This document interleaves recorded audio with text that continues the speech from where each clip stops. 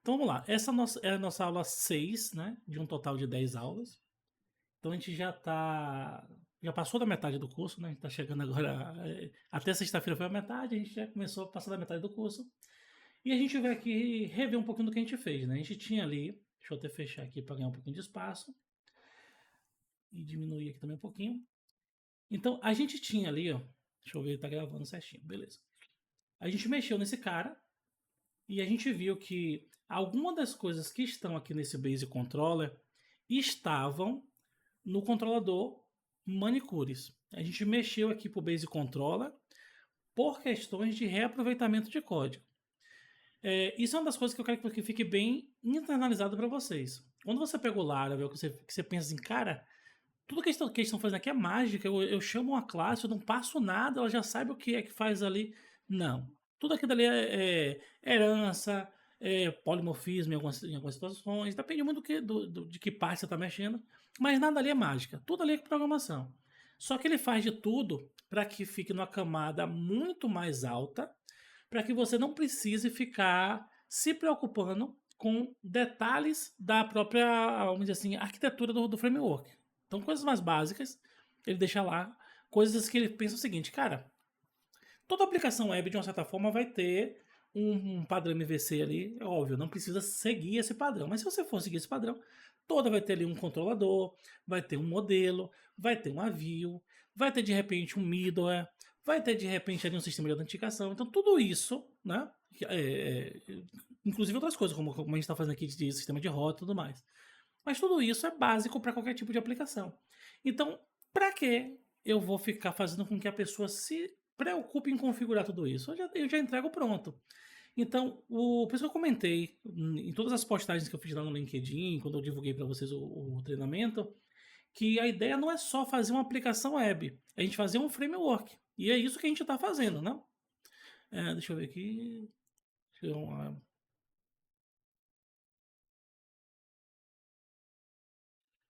É, como eu comentei, Pablo, para esse treinamento aqui, eu posso até falar conceitualmente, mas a gente não vai aplicar isso aqui, que é a questão de injeção de dependências. Porque, como eu comentei ao longo da semana passada, a aplicação em si, o framework em si, ele já tem um certo nível de complexidade. E tem algumas pessoas aqui que estão dando os primeiros passos.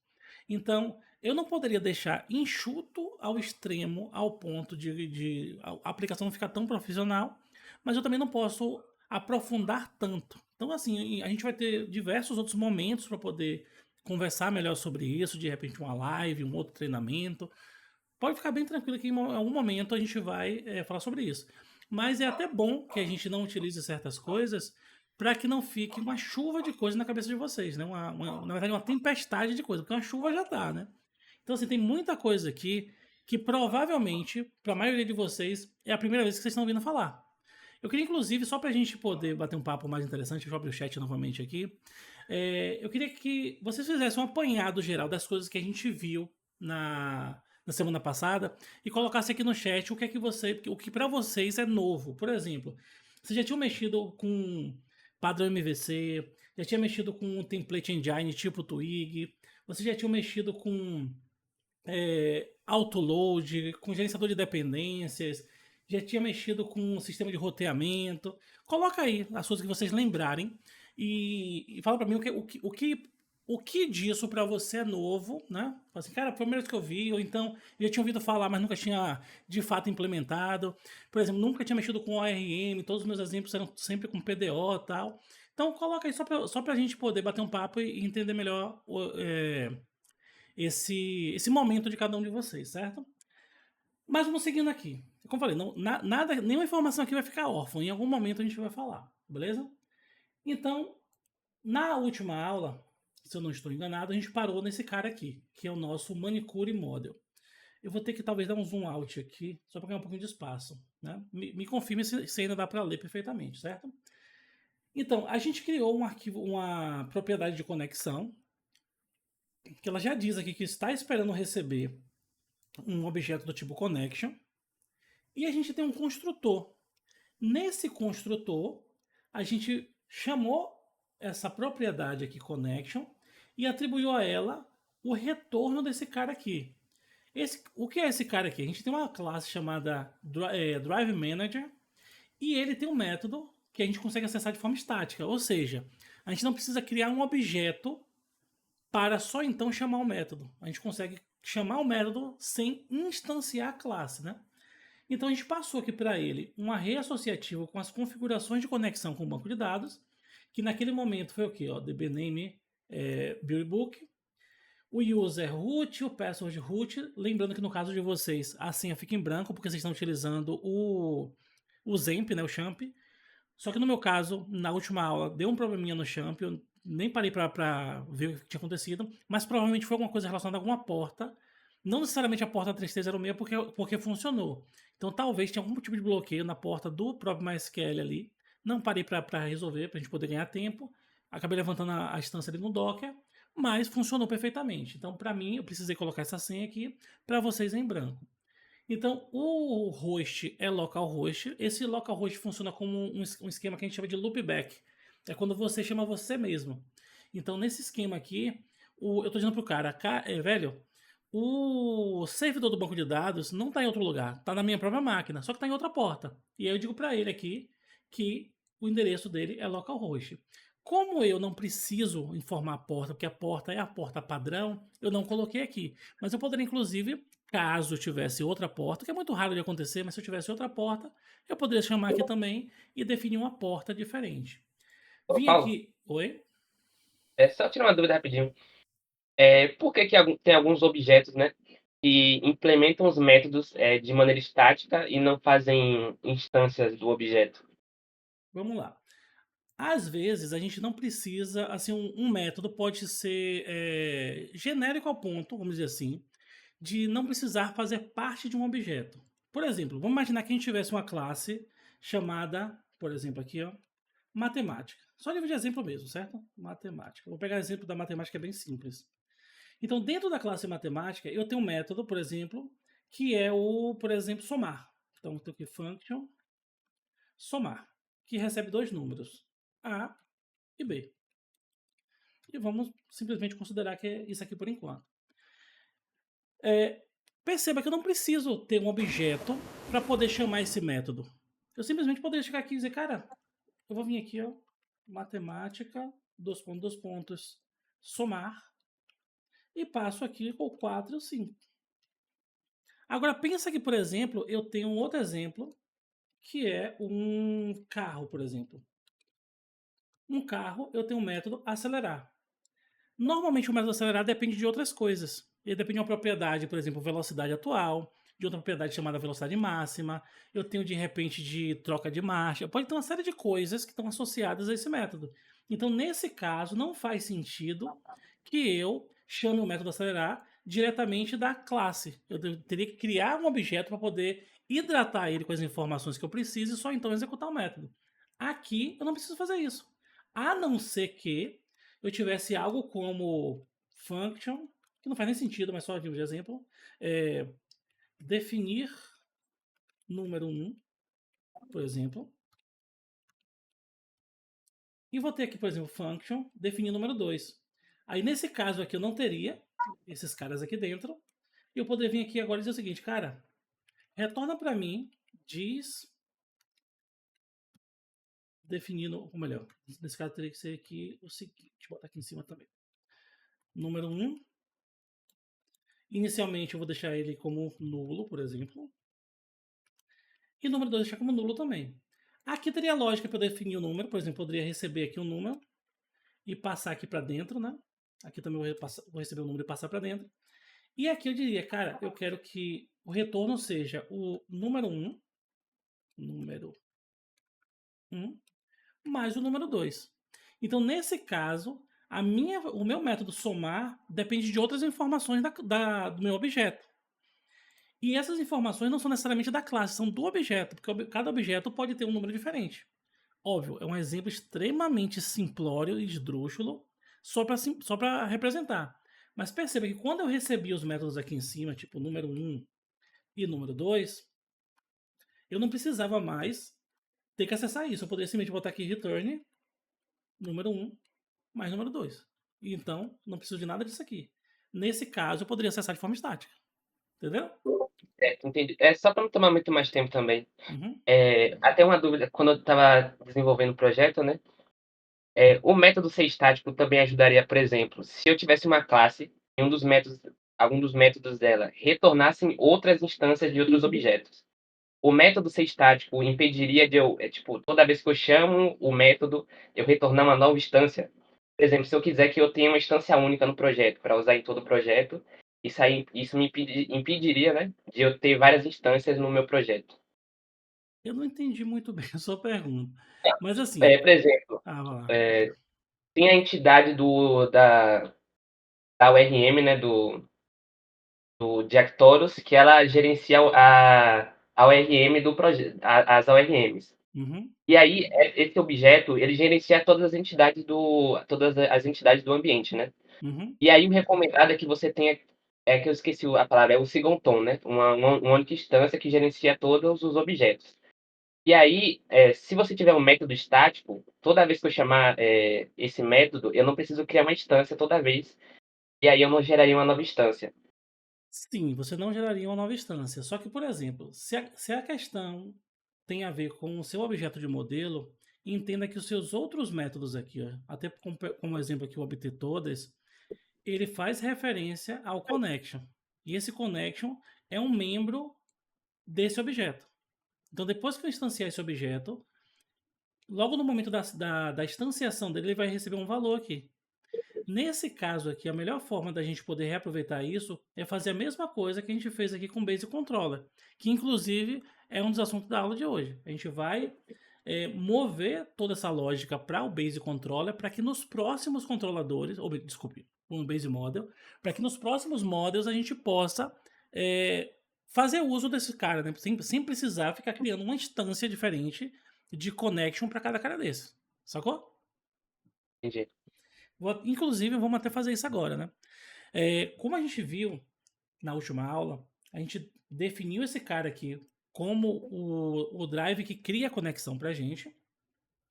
E a gente criou apenas um método, que é o obter todas, para buscar essas manicures. Então o que a gente vai fazer aqui é o seguinte.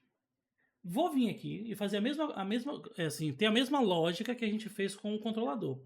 Eu vou ter uma classe modelo de base. Então, essa classe modelo de base, ela também vai ter que ter um namespace model, já está aqui. E eu tenho aqui o meu base model, beleza? Perceba que ele já sugeriu que a gente trouxesse para cá tudo que a gente tem lá no manicure. Então, a gente vai vir aqui e dizer o seguinte, cara, esse cara aqui, opa, eu quero trazer ele para cá. Então, ele já está aqui. Esse cara aqui utiliza esse outro cara aqui. Então, eu já vou pegar essas duas importações aqui, ó, e trazer para cá. Beleza. Feito isso, já resolvi uma parte do problema. Perceba que aqui eu estava trabalhando com ele privado. Só que foi o que a gente conversou na última aula. O que é privado só é visto pela própria classe. Então, quando eu tentar criar uma extensão dela, né? Tentar estender ela, eu não vou conseguir. Tanto que aqui ele já está acusando isso. Por duas vezes ele tentou riscar ali, dizendo para mim que isso aqui vai dar um problema. Então, como eu vou precisar usar isso na outra, na classe filha, eu vou ter que mudar isso aqui para quê?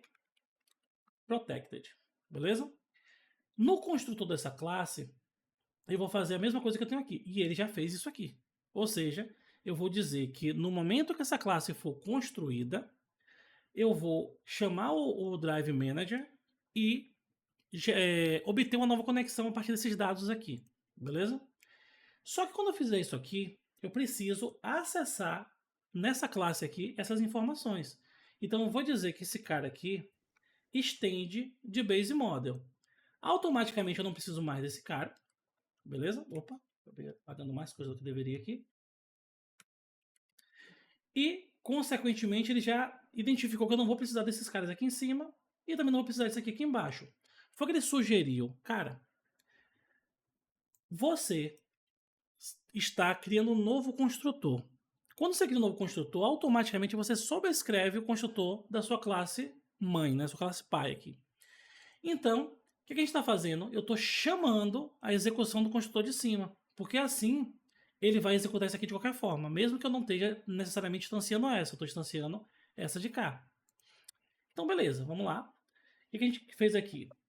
Como esse cara, aqui, ó, ele é protegido, ele não é privado, eu consigo acessar esse cara a partir de outras partes da minha classe que estende de base model. Ou seja, deixa eu até tirar aqui que ele acabou trazendo mais coisa para cá do que deveria. Aqui. Então, o meu obter todas, ele é um método da classe manicure model. Porém, ele, assim como o manicure model está estendendo de base model, tudo que tem base model que for público ou protegido, eu consigo enxergar aqui em manicure model. Então, assim sendo, esse disconnection aqui está apontando para a conexão não mais daqui, e sim daqui. Então, se eu vier aqui e dar um Ctrl clique, ele já me manda para a classe Base Model. Porque ele sabe que, pelo fato de eu ter estendido dessa classe, tudo que era protegido, ou seja, o connection é protegido, eu tenho acesso. Até aqui tranquilo?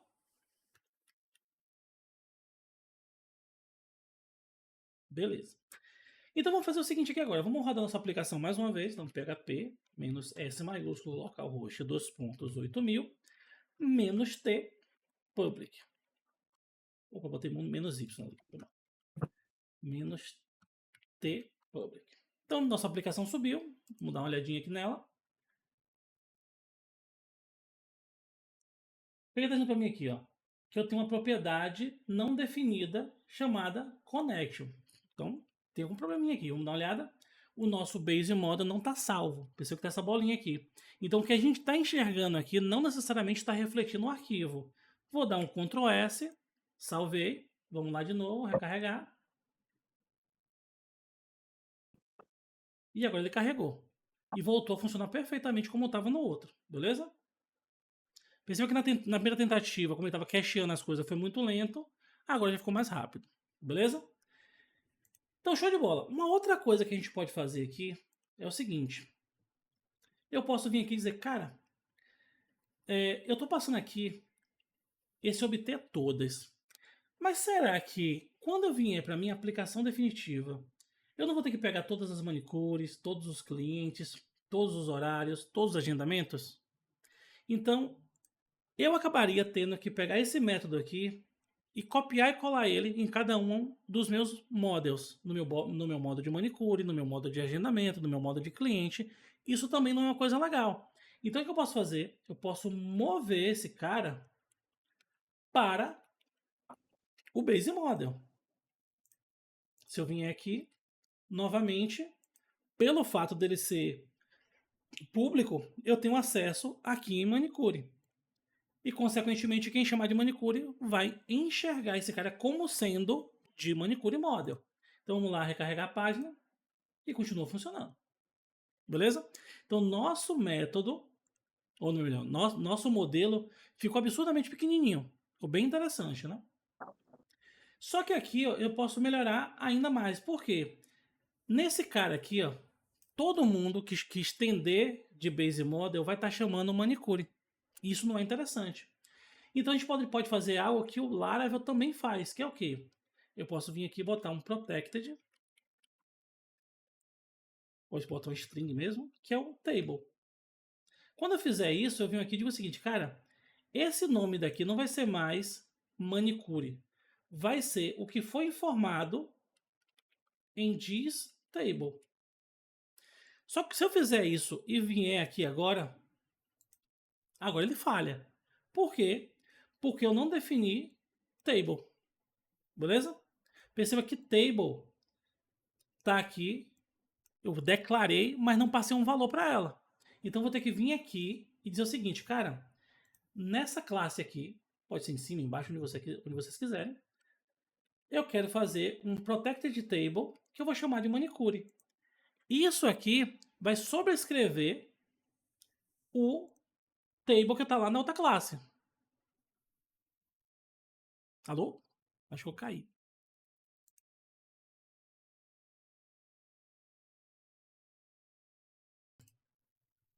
Retomando a gravação, né?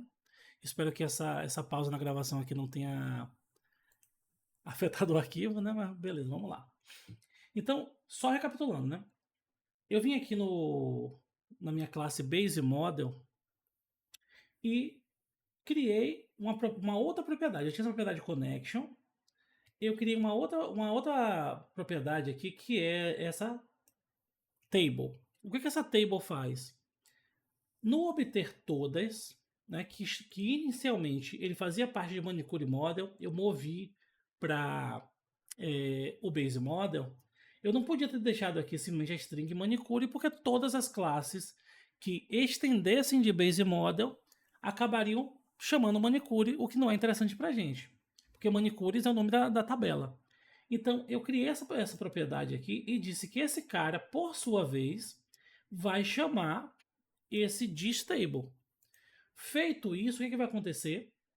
Eu venho aqui e digo que esse cara aqui, Manicure, ele enxerga o table. Se ele enxerga o table, ele pode sobrescrever o valor do table.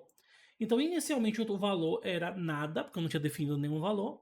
Agora o novo valor é manicures. Então, se eu vier aqui agora e executar, vamos ver aqui, deve ser uma string. O text table,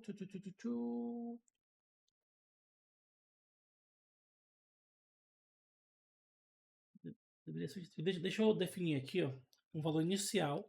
E como o PHP faz inferência de tipos, né? Eu vou já iniciar com um valor aqui, né? Vamos ver se é por causa disso que ele acusou o problema. Vamos lá.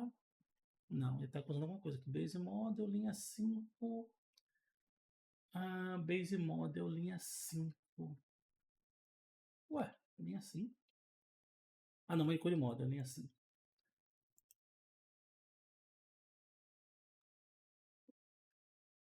Protect Table. Recebe Manicure.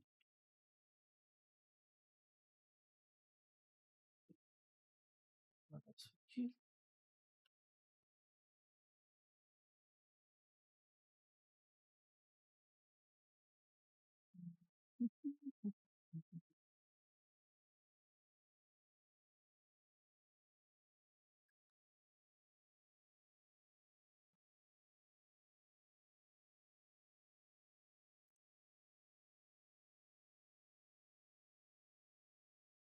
String no table?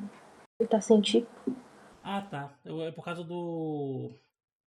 Aqui no nosso public index, a gente colocou esse strict types. Então a gente tem que definir aqui a mesma coisa, né?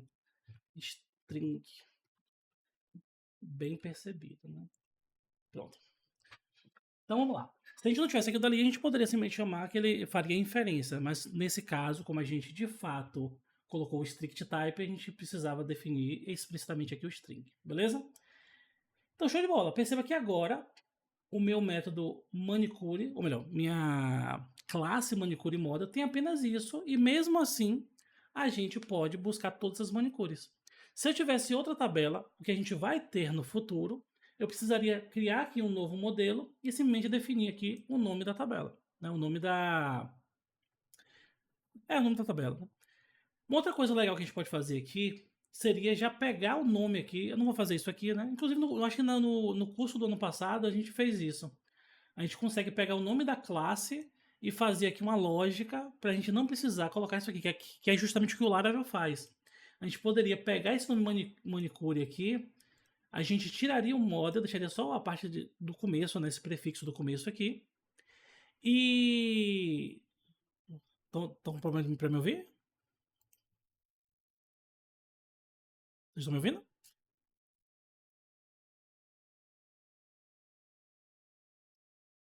Tá, beleza. Não, porque eu vi alguém comentou aí do som, não? Então vamos lá.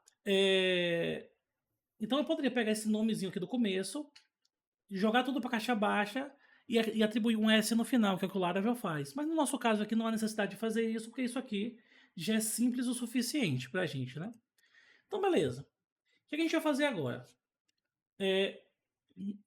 Na aula de semana passada, na de sexta-feira, eu sugeri que vocês viessem aqui em Manicure e pegassem esse index e já começassem a brincar com ele, né? Então é isso que a gente vai fazer agora.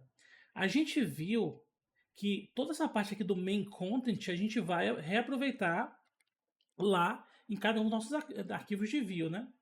Então vamos vir aqui, ó, no nosso views layout, ou melhor, views, vamos criar uma pastinha. Vou chamar aqui de manicures, plural. E eu vou criar um carinha aqui, ó, chamado index.html.twig. Esse cara, por sua vez, ele vai ter o que aqui? A gente já viu? O extend do base e vai ter o nosso block. E aqui dentro a gente cola o código que a gente quer, de fato, renderizar. Beleza. Acho que por alguma coisa aqui... Ah, tá, já tá com auto format. Beleza. Então, fiz esse cara aqui. Perceba que o nosso base está dentro de layout. Se eu rodar desse jeito, ele vai quebrar. Então, tem que vir aqui e botar o que aqui? Opa. Layout. Layout. Barra base, né? Que é a mesma coisa que a gente fez aqui no index. Layout barra base. Beleza? Então, esses caras aqui, ó, eu posso vir aqui agora no meu manicure controller e dizer o seguinte: qual é a lógica que a gente está utilizando desde o começo? A requisição bate no index, o index carrega o nosso arquivo de rota que está dentro de config e olha, para onde eu vou mandar essa requisição? Nesse caso, para o método index do manicure controller. Então, vou vir aqui no meu manicure controller, no método index e vou saber o seguinte, ó. Quem está sendo chamado aqui? O nosso modelo que a gente acabou de configurar e eu estou mandando renderizar o index do nosso tema, né? Do nosso twig. Só que como ele está aqui no index, ele vai pegar esse arquivo aqui, ó, e não o de cá. Ele vai pegar esse branco e não o verdinho aqui. Para pegar o verdinho, tem que fazer o seguinte: bota o nome da pasta, manicures barra index. Vamos lá dar uma olhada. Vou recarregar aqui. E agora ele trouxe esse layout aqui. Bem mais interessante para a gente agora, né? Então o que a gente vai fazer? Perceba que a gente tem aqui, ó, nenhuma manicure foi cadastrada, cadastrar a primeira manicure e tal. Se eu clicar aqui, ó, perceba que ele manda para form.html. A gente vai precisar fazer uma série de ajustes aqui nesse arquivo, beleza? Então vamos lá. O primeiro ajuste que a gente vai fazer é o seguinte. Se a gente vier aqui no nosso index.html, lembrando que isso aqui é um template que foi gerado por IA, né, lá pelo Cloud. A gente tem aqui, ó. Vamos lá. Opa, acabei clicando sem querer aqui. Tá. A gente tem aqui, ó. Manicure e gerenciar profissionais, que é essa parte daqui de cima. Manicure, gerenciar profissionais. Então, logo abaixo, eu tenho aqui, ó. Cadê? ADD, que é esse nova manicure, que é esse cara aqui, ó. Nova manicure. O ADD é esse íconezinho aqui, ó. Se a gente simplesmente apagar esse cara aqui, ó, e recarregar a página, a gente não tem mais o maisinho, né? Então aqui é só um íconezinho que a gente está pegando do Material Icons, né? E aqui para baixo eu tenho esse formulário de busca, que é essa partezinha daqui de cima, que a gente vai mexer daqui a pouquinho nela, não agora, tá? Então eu vou minimizar aqui, né? E logo abaixo eu tenho a minha listagem de manicures. Que por sua vez, o que é que eu tenho aqui? Ó? Eu tenho um corpo que nesse momento ele está vazio. E eu tenho esse div aqui, ó, que ele disse que não tem nenhuma manicure cadastrada, beleza? Então o que a gente vai fazer aqui? Ó? Eu vou vir aqui e vou dizer, cara, eu quero criar uma condição para, se manicure for vazio, eu mostro esse cara daqui de baixo. Senão, não vou mostrar, beleza? Só que eu poderia fazer diferente. Poderia vir aqui em cima e dizer o seguinte: toda a minha tabela só vai ser renderizada se tiver manicure, né? Então eu poderia vir aqui em cima e dizer o seguinte, ó: se manicure is not empty, ou seja, se manicure não está vazio, a lista de manicures não está vazia, o que é que eu faço aqui? Eu renderizo essa tabela. Se não, eu faço o quê? Renderizo esse errinho daqui de baixo. Então vamos lá. E aí eu tenho aqui agora o meu end if aqui. Beleza? Acabou criando coisa demais aqui. Deixa eu só corrigir aqui. ele tem que ficar aqui dentro. Então, como eu comentei, a IA também erra, né? Então você vê que ela jogou ali para baixo, o que daria um problema de semântica aqui no HTML. Então vamos lá no navegador de novo, vou recarregar e perceba que ele, como ele sabe que tem dado chegando, ele não exibiu aquela mensagem de erro, né? Então vamos fazer o seguinte aqui. A gente sabe que numa tabela HTML eu tenho o cabeçalho, que é o T-head, e eu tenho o corpo, que é o T-body. E dentro dele eu tenho esse TR e o TH, que é no caso do head, que é cada uma das colunas aqui do TH, e linha, que é o TR. E eu posso fazer a mesma coisa aqui, ó. Mas perceba que ele já sugeriu pra gente, ó. Ele tá mandando eu iterar pela lista de manicures, dizendo que cada manicure vai ser recebida dentro dessa propriedade manicure aqui. E aí eu vou fazer isso para cada manicure que eu achar, eu vou gerar uma linha na tabela, que é esse TR. E cada linha tem quantas colunas? 1, 2, 3, 4. Então, 1, 2, 3, 4. A primeira vai ter o quê? O nome da manicure, o outro o telefone da manicure, o outro a especialidade da manicure, e depois eu vou ter uma ação. O que é essa ação? Nesse exemplo aqui que ele criou para a gente foi simplesmente editar. Então vamos lá dar uma olhada como é que ficou.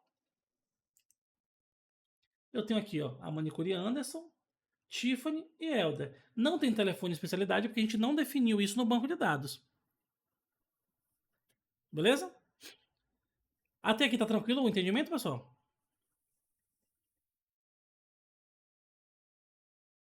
Beleza.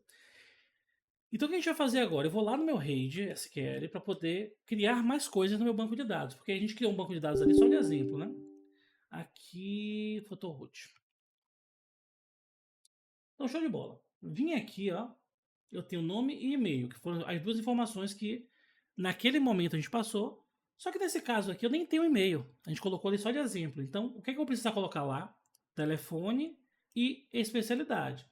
Então, vamos vir aqui nessa partezinha aqui, né? Tem essa aqui de dados, essa aqui do lado esquerdo. E eu vou dizer o seguinte, ó. Nome e e-mail, né? O e-mail vai virar telefone. O próximo campo é especialidade, né? Especialidade. Ver se tem mais alguma coisa lá. Nome, telefone, especialidade. Beleza. Uma outra coisa que é legal a gente fazer aqui, ó, é definir uma data de criação e uma data de atualização só para a gente ter um controle de quando aquele registro foi modificado. Então, eu posso botar aqui, ó, data, underline, criação. E posso criar também um data, underline, atualização. Atualização. Só que nem tudo aqui vai ser varchar, né? Então, o nome pode ser um varchar. Por segurança, eu vou deixar um varchar de 100, né? Porque pode ter nomes muito grandes. O telefone, a gente vai colocar aqui, deixa eu ver aqui, contador de caracteres. Então, cadê contador de caracteres? Vamos botar aqui. Vamos pegar um exemplo aqui, 7199999-9999. Então tem 15 caracteres. Eu vou dizer que o padrão vai ser 15 caracteres aqui. Opa, tem que... Aqui tem 15 caracteres. Ah, porque eu já tenho informações aqui, ó. Então ele vai considerar que não cabe. Então vou pegar esse aqui, ó. Jogar aqui dentro, senão ele não deixa. Vou jogar aqui dentro também e aqui dentro também. Só que antes de salvar isso, eu vou dizer que especialidade também é um varchar. Pode ser 50, não tem problema. Porém, data de criação, eu quero que ele seja do tipo... Cadê aqui? O campo temporal aqui, ó. Timestamp. E esse cara aqui de baixo também vai ser timestamp, porque também é data. Então, o campo timestamp ele consegue suportar tanto data quanto hora, beleza? Existe um campo chamado datetime, mas a gente tem problema de precisão, né? O timestamp consegue ser um pouquinho mais preciso, né? Então a gente vai vir aqui, ó, e dizer o seguinte: por padrão, esse cara vai receber uma expressão. E a expressão dele vai ser uma expressão chamada current timestamp. Opa. Current timestamp. Opa, não pegou. Deixa eu lá de novo. Current times tempo. Vou ter que copiar aqui, né? E esse cara aqui, ele também vai ter um valor padrão quando for atualizado. Então, quando for atualizado, quando crescer, quando ele nascer, ele vai ter um current timestamp. Quando ele for atualizado, ele também vai ter um current timestamp. Então, vamos salvar aqui. E beleza, o que vai acontecer aqui? Ó? Todos esses vieram vazio porque a gente já tinha criado anteriormente. Então, eu vou vir aqui, vou limpar todos esses campos e vou criar novos. Vamos vir aqui. Deixa eu até fazer uma coisa legal aqui, ó. A tabela está vazia. Vamos lá ver se a nossa lógica de exibição está funcionando, né? Então vamos recarregar aqui. E perceba que agora ele mostra aquele div que indica que não tem nenhuma manicure cadastrada. Isso aqui é legal pra gente, né? Então vou voltar aqui e vou cadastrar de novo a manicure Tiffany. Vou colocar aqui que o telefone dela é aquele telefone lá 7199999 traço 9999. Botei 9 demais aqui. Não, tá certo. Certo. Especialidade precisa ter um valor, né? Vou botar aqui que é unhas em gel. E quando eu clicar fora, perceba que ele já cria pra gente aqui a data de criação e a data de atualização, ambas com o mesmo valor. Se eu vier agora lá no navegador e recarregar a página, ela mostra aqui Tiffany, o telefone e unhas em gel. Até aqui tranquilo?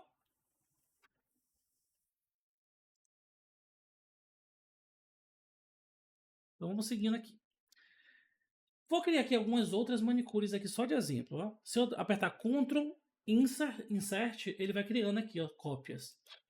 Então vou botar aqui, uma vai ser a Vanessa. Deixa eu até colocar qualquer nome aqui, só para ficar um sobrenome aqui. Ó. Mendes, Vanessa Santos,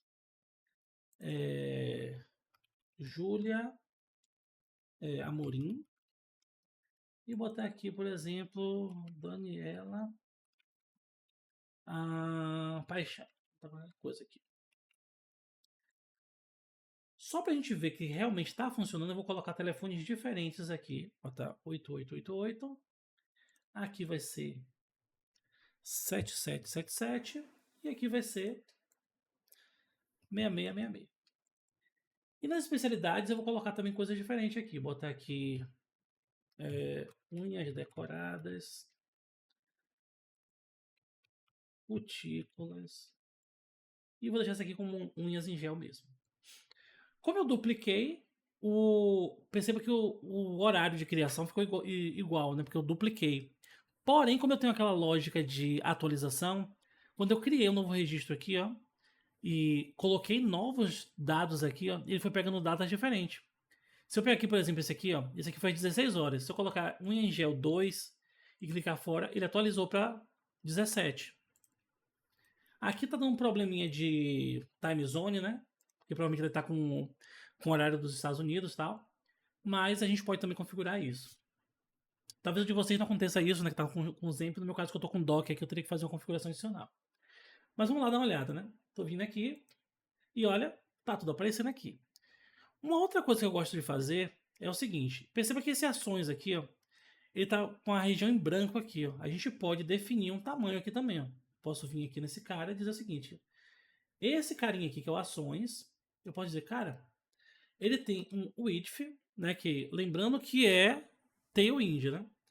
E aí o Tailwind ele tem vários valores pré-definidos. Se eu colocar full, por exemplo, ele pega todo o espaço disponível. Se eu colocar 1/2, ele pega metade do espaço disponível. Mas eu posso criar um colchete aqui e botar um valor pré-definido em pixels, por exemplo. Então se eu colocar 150 pixels e vir aqui, ele joga cá pro canto. Porque ele tentou ocupar só no máximo 150 pixels. Então ficou mais legal aqui porque eu ganho mais espaço. Eu poderia também crescer o espaço para o nome da manicure. Mas pra gente aqui, nesse momento, é irrelevante, beleza? Então, assim, por enquanto, o que a gente viu aqui, tá tranquilo para vocês?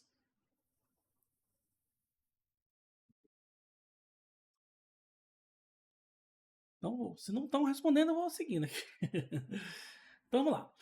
Uma coisa legal que a gente pode fazer aqui é o seguinte. A gente vai criar agora a tela de cadastrar uma nova manicure, né? Se eu clicar aqui em nova manicure, perceba que ele está mandando para esse form HTML. A gente já viu que a gente não quer isso. Então, eu vou vir aqui, ó, no meu arquivinho de view, e onde tiver esse form, eu vou dar um Ctrl F, form. Então, achei aqui, ó, tá nesse lugar aqui, ó. Eu vou dizer que a nova rota não vai ser form, vai ser barra cadastrar, por exemplo. Depois a gente vai ver que a gente vai precisar dar uns nomes melhores para esses caras aqui. Mas por enquanto vai ser cadastrar, certo? E a gente já viu que a gente precisa também fazer essa modificação nesse carinha aqui, ó. Então também vai ser o barra cadastrar. Então se eu vier lá agora, recarregar aqui a página e clicar em nova manicure, ele manda para barra cadastrar, só que a gente tem aquele problema de que not found, a rota não existe. Então eu tenho que vir aqui e definir a rota. Vamos lá ver se vocês estão afiados. Qual a primeira coisa que eu tenho que fazer aqui? Qual é o passo a passo? Vamos jogando no chat aí. Eu tenho um bocado de coisa para fazer aqui. Mas para eu poder fazer com que esse cara exista, que eu possa acessar aquele endereço ali, o que eu preciso fazer? Vamos lá, o relógio está rolando aqui. Deixa eu até botar uns sonzinhos aqui para animar vocês aqui. Cadê?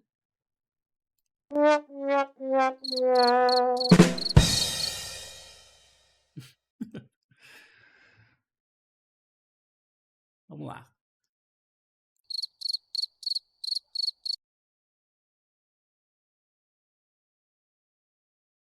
Vamos lá. Quem está assistindo a gravação aí, eu vou pedir um pouquinho de paciência, né? Quem estiver no futuro assistindo essa gravação. Mas é interessante que a gente interage aqui, né? É a vantagem do ao vivo, né? A gente consegue também ter essa interação. Mas vamos lá.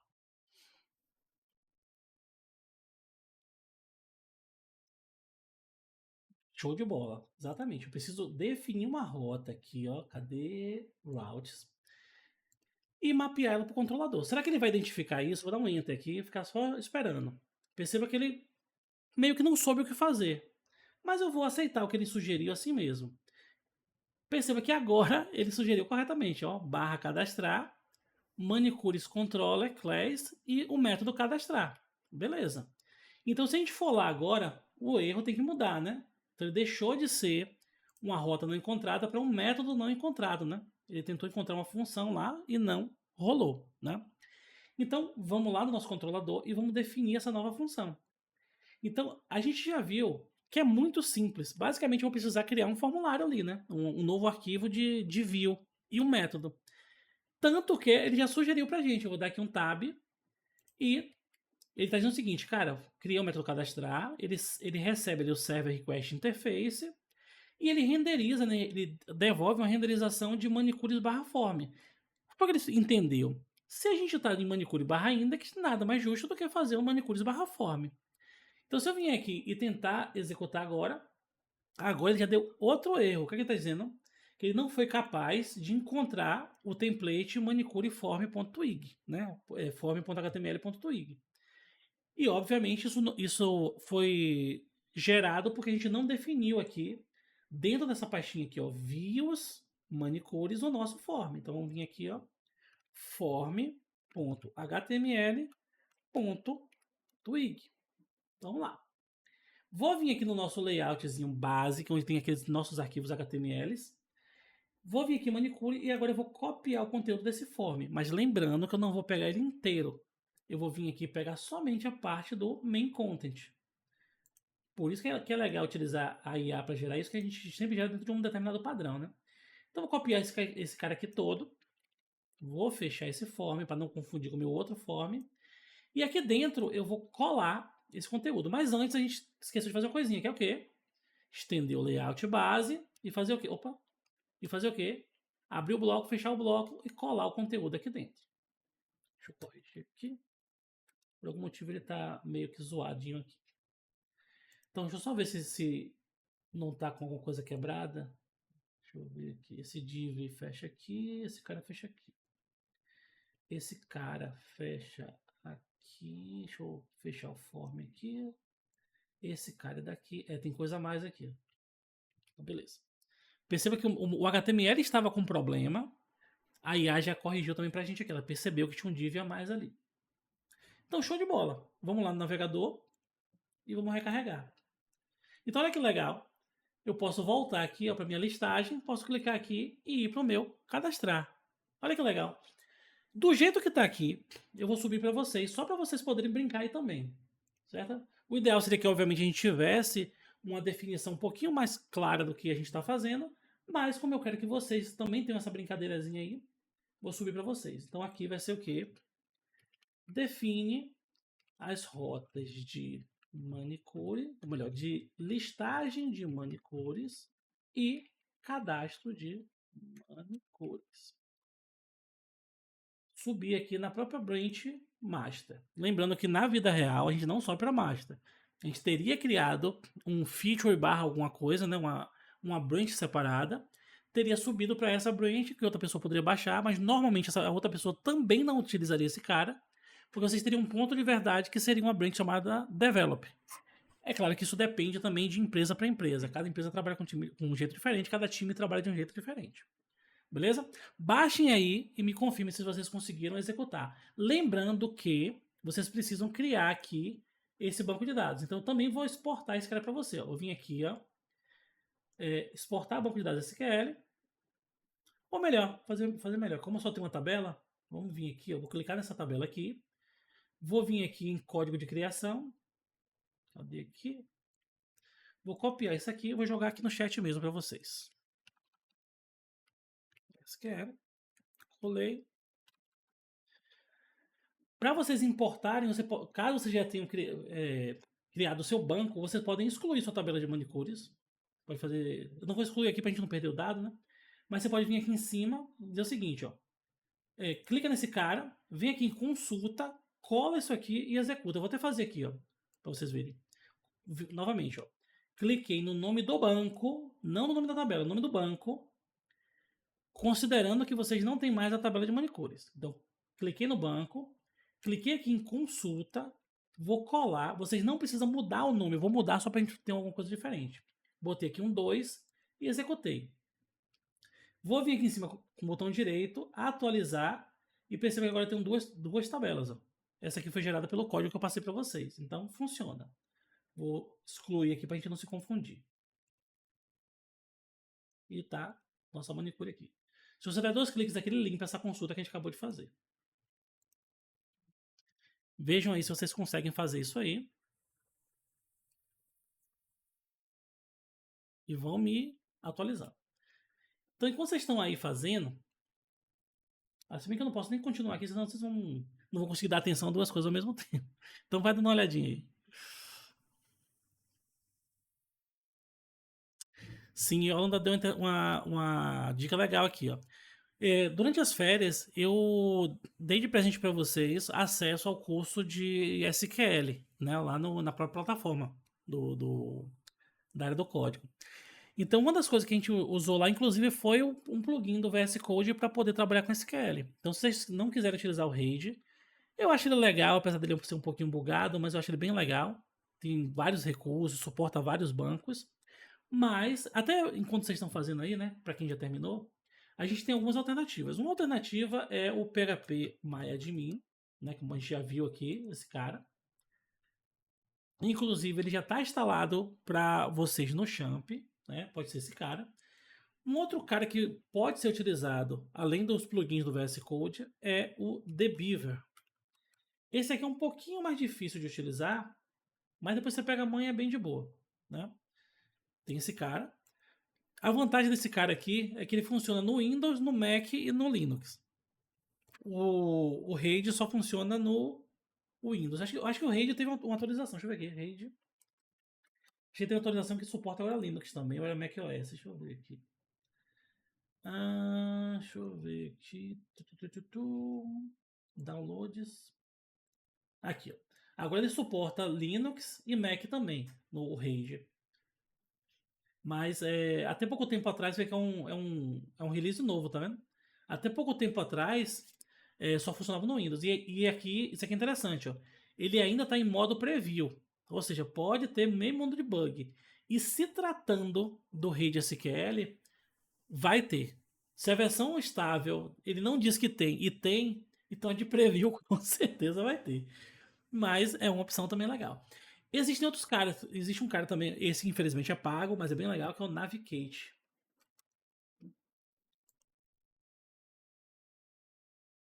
Então tem esse cara também aqui.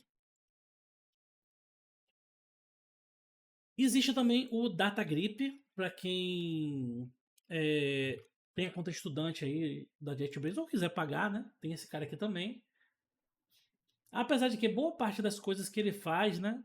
Óbvio, ele é um carry browser, né? Mas boa parte das coisas que eles fazem, você já consegue fazer também nas IDEs da JetBrains, no PHP Storm, no IntelliJ. Então, é uma opção também para vocês, beleza? Tem vários. Se vocês buscarem por Query Browser MySQL, vai ter uma infinidade gigantesca. E, em último caso vocês estejam estudando SQL, vocês também podem utilizar ou como é daquele cara, rapaz, é o Workbench, MySQL Workbench. Eu não gosto muito dele, vou ser bem sincero com vocês, né? Mas para a parte de modelagem de dados ele é muito bom. Para a parte de query browser eu não gosto muito dele não, mas é uma opção para vocês, principalmente se vocês estão acostumados. E também tem o não menos importante, MySQL CLI. Você pode rodar pela linha de comando e tchau e benção, né? Vai rodando aí, vocês vão conseguir fazer tudo. Beleza? Então vamos lá. Lembrando, até o Michel falou ali, mas o RAID ele tem suporte sim a tema escuro. Você pode vir aqui, ó, preferências. Acho que editor, formatação da grade, geral. Aqui no geral. Você pode vir aqui, ó. Você tem tema, tem vários temas aqui, inclusive o Material. O Material deixa ele escuro. Só que como a gente tá usando pouco aqui, eu vou deixar ele no tema mais claro mesmo. Não tem problema não. Mas vocês podem colocar no de vocês aí. Talvez quando vocês selecionarem o tema Material, vocês precisem reiniciar o RAID de vocês para poder fazer vamos dizer assim, a atualização completa da interface. Porque às vezes ele fica meio bugadinho, fica uma parte escura, tá não? Então você aceita esse novo tema, fecha ele e abre de novo. Beleza? Mas me confirme aí, se vocês conseguiram fazer ou não quiseram fazer, só me confirme aí para poder seguir aqui. Beleza? Então aqui, ó, perceba que se eu clicar nesse cara aqui, olha que interessante. Cliquei, ele volta para index.html. Então essa setinha também está com problema. Vou vir aqui e vou dizer o seguinte, cara, eu tenho esse arrow back, que seria uma seta voltando, né? Então é esse cara mesmo que eu vou alterar. Quem deles aqui, deixa eu ver aqui, ó, perceba que aqui tem uma coisa interessante. Como ele foi feito lá no Cloud, né? O Cloud fez ele todo baseado em JavaScript. Então eu vou vir aqui, ó, eu vou tirar isso daqui, beleza? E vou transformar esse cara aqui, ó, num A. Eu não quero que ele seja um botão, certo? E quando eu fizer isso, eu quero vir aqui e dizer o seguinte, cara, eu quero que você volte para barra. Simplesmente barra é a nossa rota base. Então eu vou vir aqui, vamos acessar de novo lá, recarreguei e vou clicar. Quando eu clicar aqui, ó, perceba que ele voltou para a rota base. Então eu já consigo ir para uma tela e consigo voltar para a tela anterior. Show de bola. Então esse cara aqui já está meio caminho andado para a gente aqui. Vou vir aqui também e dizer o seguinte, eu tenho um formulário aqui embaixo, que é esse cara aqui, ó. Novamente, como ele foi feito baseado em JavaScript, ele tem esse onSubmit salvar manicure recebendo um event. A gente não vai fazer desse jeito que a gente está fazendo com o PHP, a gente vai mandar essa informação para o servidor. Dessa forma aqui, ele está mandando para o próprio JavaScript local e, obviamente, isso não é persistido em lugar nenhum que não seja no seu navegador. No nosso caso, a gente quer persistir no banco de dados. Então, vou tirar esse cara daqui. Só que aí no form a gente tem alguns detalhes que a gente precisa se preocupar. Um desses detalhes é a gente precisa definir qual é o método de envio. Então a gente já viu que no formulário HTML a gente tem uma limitação. A gente só consegue trabalhar com post e com get. A gente tem uma forma de contornar isso e a gente vai aprender aqui no curso. Mas por hora a gente vai trabalhar com post, até porque nesse caso é post mesmo, porque a gente está gravando a informação. Uma outra coisa que a gente precisa é definir para onde vão esses dados. Então a gente tem duas informações. O método diz qual é o tipo de requisição que eu vou fazer, nesse caso é uma requisição post, e o action diz para mim para onde esses dados vão ser enviados. Eu vou tirar esse base aqui por enquanto, deixar só o barra manicure, né? Ou melhor, barra manicure não, me perdoe. Barra cadastrar. Barra cadastrar. Beleza? Aí você fala, pô, Paulo, mas vamos pensar um pouquinho. Aqui na rota, eu tenho esse cara aqui, ó, que é um get. Como é que você está mandando uma requisição para barra cadastrar como post? Ele vai dizer que a rota não existe. Vamos ver. Vamos guardar essa informação e vamos seguindo, que lá na frente a gente vai ver como é que esse cara tem que se comportar. Então, beleza. Ó. Eu tenho aqui nome completo. Esse cara tá aqui, ó, nome completo. Eu tenho aqui telefone. Esse cara também tá aqui, ó, telefone. E eu tenho uma especialidade. Belezinha. O que a gente vai fazer? Cada campo do formulário, ele precisa ter uma tagzinha do tipo input, ou do tipo text area, ou do tipo radio, ou do tipo checkbox. Ou seja, existem tags do HTML que são específicas para formulário. Então, já pega o caderninho de vocês e a caneta, já anota aí. Pesquisar sobre tags de formulário HTML. Beleza? E eu também posso fazer validações no próprio HTML, sem precisar de JavaScript. Eu posso fazer a validação do dado no HTML, posso fazer a validação do dado no JavaScript e posso fazer a validação do dado no PHP. Qual é o melhor cenário? Aí, novamente, eu vou fazer uma pergunta para vocês. Eu quero ver se vocês estão aí já afiados com desenvolvimento web.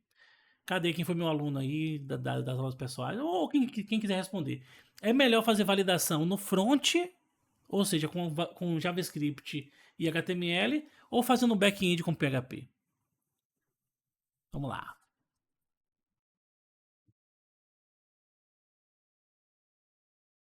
Exatamente, nos dois. Aí vamos lá. Por que que. Deixa eu até abrir a câmera aqui de novo rapidinho. Daqui a pouco eu fecho de novo, porque a gente teve probleminha aqui agora há pouco. Mas vamos lá. Mas por que. Deixa eu até fechar aqui para poder olhar na cara de vocês. Não sei se apareceu a câmera aí, mas vamos lá. Mas por que que é importante eu validar nos dois? A gente tem que entender que a validação no back-end é segurança. Beleza? Então não importa se meu back-end é em Python, em JavaScript, em PHP, em Java, back-end é segurança. Quando eu vou para o front-end, não tem segurança. Por quê? Porque tudo no navegador está na mão do usuário. O usuário pode modificar o que ele quiser ali.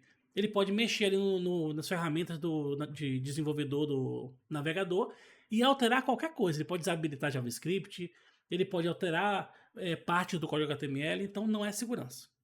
A validação no front-end tem a ver com usabilidade. Por quê? Pensa que eu tenho que preencher ali o nome, né? A usabilidade e performance. Tenho que preencher o nome. Só que o nome não pode ter menos do que 3 caracteres. Aí a pessoa coloca lá um nome, por exemplo, com 2 letras e submete. Ele vai ter que esperar a informação ir no servidor, bater uma lógica de validação no back-end, validar, devolver e renderizar uma resposta para ele. No JavaScript, na mesma hora eu tenho uma resposta. Então, eu não precisei enviar isso para o servidor back-end. Ou seja, eu poupei uma requisição, que na verdade não é uma só, né? Durante o preenchimento ele pode fazer várias requisições, principalmente se o formulário for muito grande. Então eu estou poupando o servidor de receber requisição para fazer uma tratativa que poderia ser feita no navegador. Mas como o navegador pode ser burlado, eu coloco o back-end como um fallback. Ou seja, se aqui não segurar, aqui segura. Então eu estou poupando o servidor, estou diminuindo o meu custo operacional porque eu estou mandando menos requisição para o servidor e estou gerando um feedback mais rápido para o cidadão, o usuário ali que está preenchendo o formulário. Então por isso que eu tenho que fazer nos dois casos. Mas se porventura, se por algum motivo, não estou dizendo que nem que existe essa possibilidade, mas se por algum motivo você só puder fazer validação em um lado, opte pelo back-end. Isso vai impactar um pouco a quantidade de requisições que você vai receber, vai impactar um pouco a experiência de uso do nosso usuário, mas garante segurança. Entre performance e segurança, obviamente é melhor ter os dois, mas tem que ter segurança. Entre usabilidade e segurança, o ideal é ter os dois, mas melhor segurança. Beleza? Então, espero que tenha ficado claro para todos vocês, né? Mas vamos lá. Deixa eu ver aqui, limpar. Tá. Beleza. Então, mais uma informação que a gente precisa ter é o seguinte: quando eu coloco aqui o tipo, eu estou dizendo que tipo daquele input, que tipo de dado aquele input está enviando. Eu posso colocar aqui, por exemplo, e-mail, posso colocar aqui password. Nesse caso aqui é texto mesmo. Mas perceba que aqui embaixo tem esse tipo tel. Vamos lá dar uma olhada como é que esse cara foi renderizado. Se eu chegar aqui, ó, não fez nenhuma diferença. Então ele vai voltar a ser text. Não tem problema ficar desse jeito. Esse cara aqui, eu teria que confirmar, mas talvez ele modificasse alguma coisa no mobile. Como nossa aplicação só para rodar no navegador, não vai fazer a menor diferença para a gente. Então eu tenho aqui, ó, todos esses IDs aqui, ó, para a gente é irrelevante, porque eles foram criados para trabalhar com JavaScript. Como eu falei, o Cloud criou isso pensando no JavaScript. No nosso caso aqui, para esse exemplo, é uma informação inútil. Vou colocar aqui, ó, name. Porque o name, sim, é uma informação importante para a gente. Porque é o name que vai ser enviado para o servidor. Então, vou vir aqui, ó, o name desse campo aqui vai ser nome. O name desse outro campo aqui vai ser o quê? Telefone. O name desse outro campo aqui vai ser o quê? Especialidade. Então, beleza, tem essas três informações.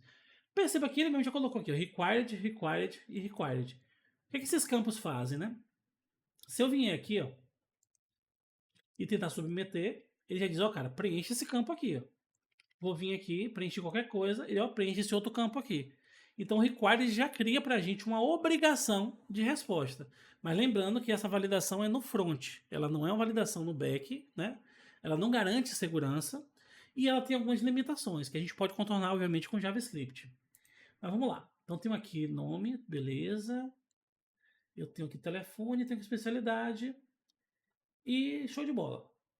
Quando eu clico nesse botão aqui, ó, cancelar, ele me manda para a página anterior. Só que essa página anterior aqui está como HTML, porque é aquele padrão que foi criado pelo Cloud. Eu também não quero isso. Eu vou arrancar fora esse um clique aqui. E vou converter esse botão aqui no A. Porque aqui é um link simples. Que ele simplesmente me manda para a rota padrão, que é o barra. Mais para frente a gente vai atualizar essa rota, mas por enquanto vai ser o A. Vou até testar aqui, ó. Recarreguei.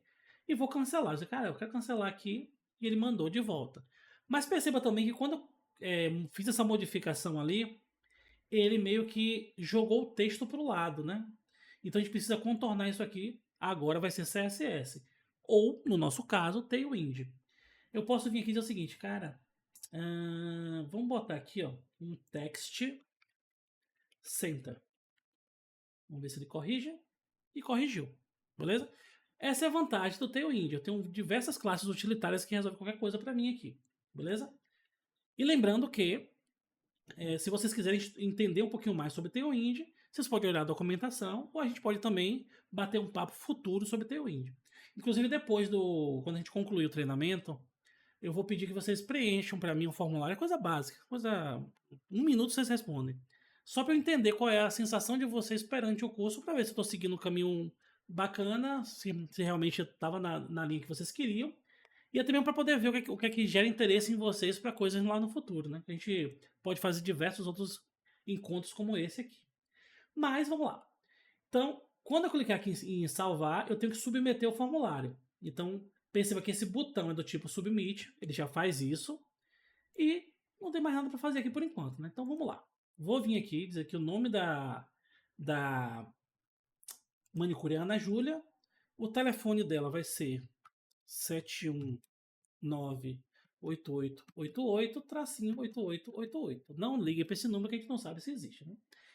E especialidade, como está obrigatório também, eu vou colocar aqui manicure e pedicure. Vou vir aqui, vou dar um F12 aqui, propositalmente, para a gente poder ver como é que essa regressão vai ser feita. Submeti, E perceba que ele deu um erro aqui. Só que ele deu um erro que até hoje não tinha acontecido pra gente. Ele deu um erro aqui, ó. Method not allowed exception. O que é que isso quer dizer?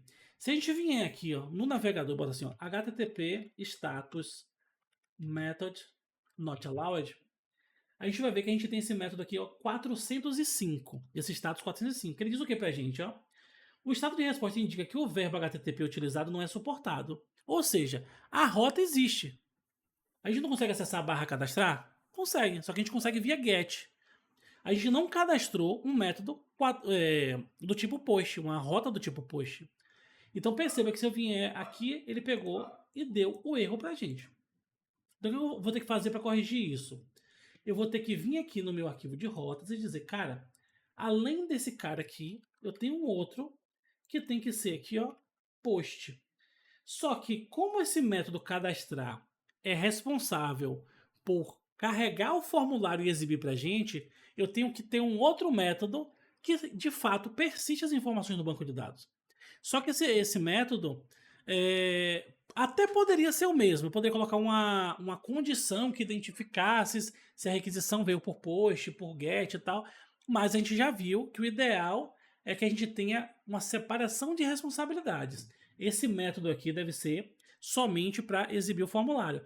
E perceba que a própria IA já mostrou para a gente aqui o quê? Cara, arranca fora esse cadastrar aqui de baixo e coloca um store, né, que seria um gravar. Só que como a gente está trabalhando em português aqui, eu vou deixar aqui, ó, gravar. Aqui eu poderia, inclusive, colocar outro nome. Poderia botar aqui, exibir. Vou até mudar aqui, botar aqui, ó. Exibir form, por exemplo. Exibir form. Só que se eu fizer essa alteração aqui, lembrando que eu preciso vir aqui no meu Manicure Controller e mudar aqui. Eu percebo que ele já sugeriu aqui, né? E olha que legal ele botou aqui pra gente, ó. Cara, pra gente gravar, você precisa de um método gravar, porque você definiu aqui no arquivo de rotas um método para gravar. Esse cara aqui, por sua vez, vai precisar receber informação da requisição e, por sua vez, também vai precisar devolver uma resposta que é o mesmo padrão que a gente já vem fazendo aqui ao longo do treinamento, né? E aqui dentro, a gente teria que fazer uma chamada para o nosso modelo poder gravar. Lembrando que, a depender da complexidade da nossa aplicação, poder criar uma camada mais de serviço e tal. Mas nesse exemplo aqui, a gente está tendo um MVC um pouquinho mais cru. Então vai ser diretamente no model. Só que a gente já viu que a gente definiu um arquivo, ou melhor, um método para buscar todos os registros, mas a gente não definiu ainda um método para poder gravar essa informação no banco. Então a gente vai vir aqui no modelo e dizer o seguinte: bem, como está tudo vazio aqui, eu até poderia colocar aqui embaixo. Mas por que eu posso fazer? Por que eu vou fazer isso se eu poderia colocar no base e ficar genérico para todo mundo, né? Então vamos fazer o seguinte aqui, ó. Eu já tenho que se obter todas, eu vou ter um public function gravar. Então esse gravar vai receber por parâmetro um array de dados. Não vai devolver nada, né? Porque ele só vai gravar diretamente no banco. Eu poderia ter colocar um booleano aqui para ver se ele gravou de fato ou não, né, tal. Mas por enquanto vai ser só uma forma mais simples mesmo, mais rudimentar. Então, ele vai receber aqui os dados e eu vou fazer o seguinte. A mesma coisa que eu fiz aqui em cima. Perceba que aqui eu fiz um Create Query Builder, porque eu precisei criar um builder que constrói a instrução SQL para mim. Eu poderia de fato escrever o SQL, mas isso para mim é mais. Com o passar do tempo, vocês também vão ter essa percepção. Mas utilizar esse Query Builder acaba sendo mais legível. Óbvio, se o SQL for muito grande, talvez o código SQL fique mais legível para vocês. Mas para coisas mais simples assim, é mais fácil configurar, é mais fácil. A gente consegue ter uma flexibilidade maior aqui. Só que tudo na vida tem um preço. Então, qualquer camada que a gente coloque acima gera custo computacional. Muitas vezes esse custo é ínfimo. Porém, quando você pega um bocado de custos ínfimos, em algum momento ele vai fazer diferença, né? E ainda nesse sentido, como a gente está utilizando até o Laravel como exemplo aqui o tempo todo, se a gente vir aqui, a gente tem um Laravel Query Builder também. Se a gente vir nesse cara aqui, ó, cadê? Perceba que ele faz aqui, ó, db, ponto, no caso dos pontos table, e ele tem esse método get, que ele pega todos os registros. A gente tem aqui, por exemplo, a possibilidade de trabalhar com where e pegar somente o primeiro, ele já faz ali um limite, um limite 1, tá? Tem tudo isso que a gente está utilizando lá, a gente consegue utilizar aqui também no Laravel. Por isso que eu falei para vocês que, obviamente, vai ter diferença de sintaxe de uma coisinha para outra. Na verdade, de sintaxe não, que é tudo PHP.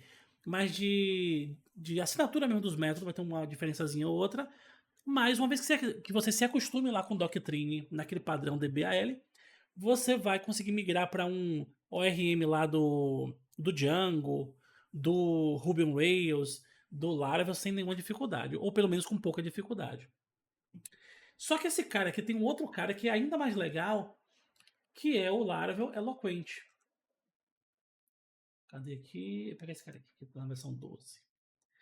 Então o Eloquent, ele trabalha mais ou menos como a gente está fazendo. Cadê aqui? Aqui. A gente criou uma classe e estendeu de modelo.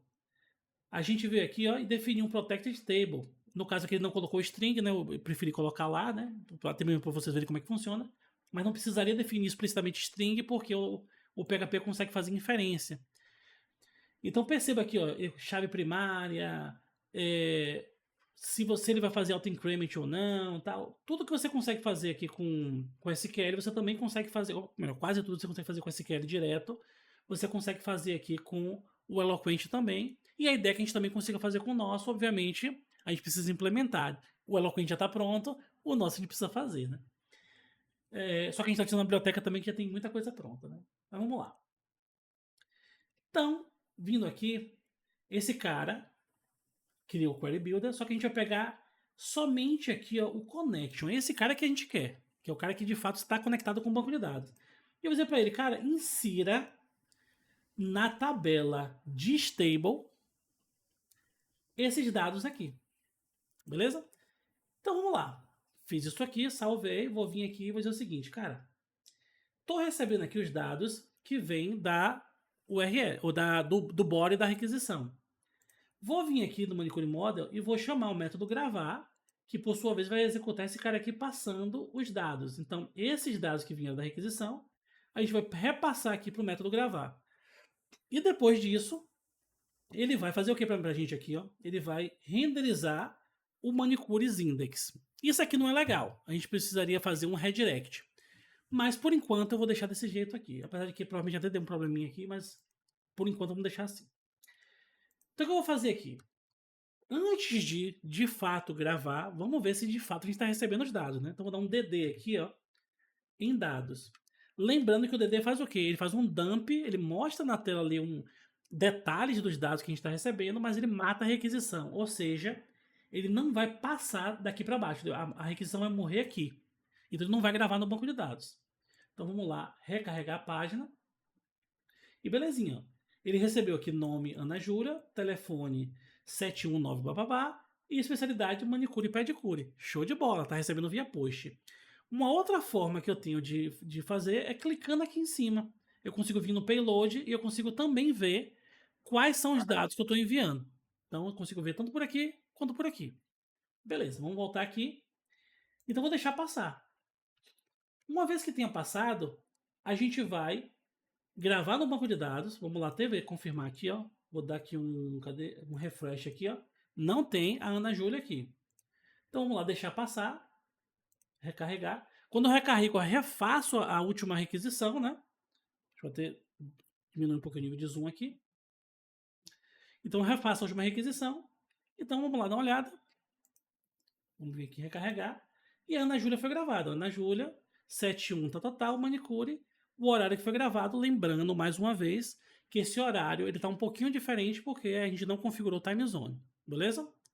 Então o que a gente vai fazer? Eu vou, novamente, como eu comentei com vocês, não seria interessante eu ficar comitando dessa forma, mas eu vou ficar comitando aqui para que vocês possam acompanhar aí. Então vamos voltar aqui no editor, Vou comitar aqui na master mesmo, botar o seguinte, ó. Inclui regra, ou melhor, lógica para cadastrar uma nova manicure. Vamos vir aqui e vamos submeter. Só que assim, ó, isso que a gente fez aqui tá funcionando, beleza? Mas a gente tem um problema. E é um problema sério de segurança. Vocês sabem dizer que problema de segurança a gente tem aqui? Na verdade tem mais de um, né? Mas tem alguns problemas de segurança aqui. Acho que Yolanda já deve ter percebido, porque o Laravel meio que força que a gente resolva esse problema aqui, né? Não sei se ela vai lembrar. Ou quando eu falar, talvez ele lembre, né? Porque às vezes a gente não associa direto assim, mas. Vocês conseguem enxergar algum problema aqui? Se não consegue enxergar também, pode jogar. Cara, não consegui ver, não. Pra mim tá de boa, não consegui ver e tal. Ainda não tenho experiência, não consigo ter essa visão. Não tem problema também. Mas dê uma analisada vocês aí.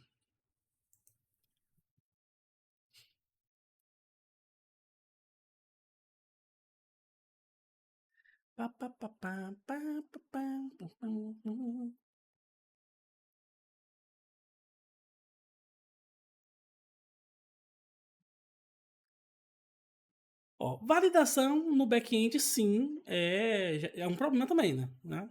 Só que a gente ainda não vai mexer com esse cara, né? A gente tem uma biblioteca que, inclusive, a gente instalou para isso, né? Que é a Respect Validation. Se a gente vir aqui no nosso Compose.json, a gente tem o Respect Validation. Então, sim, validação é um problema, mas ainda não é esse o problema. O nosso problema é o seguinte. A gente tem, na verdade, alguns problemas. Um dos problemas é quando a gente trabalha com back-end, e isso aqui a gente precisa. Eu vou ter que olhar aqui no olho de vocês aqui. Na verdade, vocês vão olhar no meu, né? Mas só para a gente poder chamar um pouquinho mais de atenção. Pensa o seguinte: o meu método, gravar, ele espera receber um array. E o nosso método insert, que não foi a gente que implementou, ele já é do nosso ORM, ele consegue pegar todos os dados que a gente colocou e mandar para o banco de dados. Certo?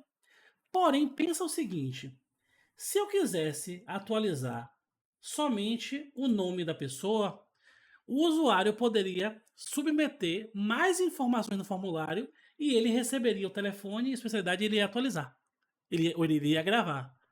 Então pensa que eu estou, por exemplo, numa tela de atualização de registro, eu não quero atualizar a senha naquele momento, o cara vai colocar um campo senha e submete. A aplicação ia permitir que atualizasse. Então esse problema, ele é um problema inclusive muito conhecido, chamado de mass assignment. Então a gente precisa criar alguma forma de bloqueio para não deixar que essas informações sejam passadas de qualquer jeito. A gente precisa dizer, cara, eu só permito que você atualize nesse momento aqui isso e isso. Beleza? Vocês conseguem entender o problema? Ou quer que eu faça, de repente, um exemplo aqui e tal? Mas acho que o próprio exemplo que eu fiz já é suficiente, que você vê que eu mandei tudo e foi coisa pra caramba, né? Então vamos lá. Cadê aqui? Pra gente seguir nosso modelo. Pra não ficar complicado pra vocês. Cadê? Então eu tava falando do mais assign. Então vamos lá. Como é que a gente pode contornar esse problema? O Laravel, inclusive, se a gente voltar novamente ali na documentação dele, inclusive aqui, a gente tem um carinha chamado fillable. E o que são esses fillables, né? Cadê aqui? Aqui. Ele é um método, uma propriedade protegida para a qual a gente cadastra um array dizendo quais campos a gente quer atualizar. E aí ele só vai atualizar aqueles campos. A gente consegue fazer isso aqui também, só que a gente precisa implementar o Laravel já traz pronto, né? Seria o seguinte: para não precisar ficar fazendo isso em todas as classes, como eu comentei, a gente pode fazer diretamente aqui no nosso Base Controller. Então, eu vou vir aqui, pode ser em qualquer lugar da classe, nesse ponto não faz a menor diferença.